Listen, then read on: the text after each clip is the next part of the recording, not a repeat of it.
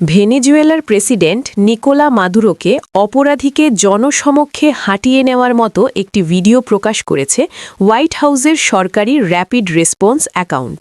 সিএনএনের প্রতিবেদনে বলা হয়েছে, ভিডিওটির ওপর র্যাপিড রেসপন্স 47 ব্যানারে লেখা ছিল পার্প ওয়াক, যা সাধারণত কোনো অভিযুক্তকে জনসমক্ষে আইন শৃঙ্খলা বাহিনীর হেফাজতে হাঁটিয়ে নেওয়ার ঘটনাকে বোঝায়।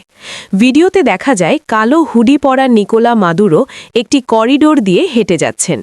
করিডোরের নীল কার্পেটে DEANYD লেখা ছিল, যা যুক্তরাষ্ট্রের মাদক নিয়ন্ত্রণ সংস্থা DEA-এর নিউ ইয়র্ক বিভাগের পরিচয় বহন করে। হাঁটার সময় সেখানে উপস্থিত একজন ব্যক্তিকে মাদুরোকে শুভ নববর্ষ বলতে শোনা যায়। এদিকে মাদুরোকে আটকের ঘটনায় আন্তর্জাতিক অঙ্গনে ব্যাপক প্রতিক্রিয়া দেখা দিয়েছে। জাতিসংঘ মহাসচিব অ্যান্টোনিও গুতেরেস ভেনেজুয়েলার পরিস্থিতি নিয়ে গভীর উদ্বেগ প্রকাশ করেছেন। তার মুখপাত্র জানান, এ ধরনের সামরিক অভিযান বিপজ্জনক নজির সৃষ্টি করতে পারে। পরিস্থিতি নিয়ে আলোচনা করতে জাতিসংঘ নিরাপত্তা পরিষদের বৈঠক ডাকা হয়েছে। চীন ও রাশিয়া এই অভিযানের নিন্দা জানিয়ে একে অন্য দেশের সার্বভৌমত্বের লঙ্ঘন বলে উল্লেখ করেছে।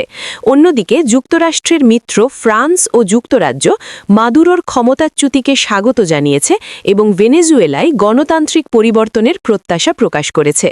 অন্যদিকে যুক্তরাষ্ট্রের ভেতরেও এই অভিযানের বিরোধিতা শুরু হয়েছে।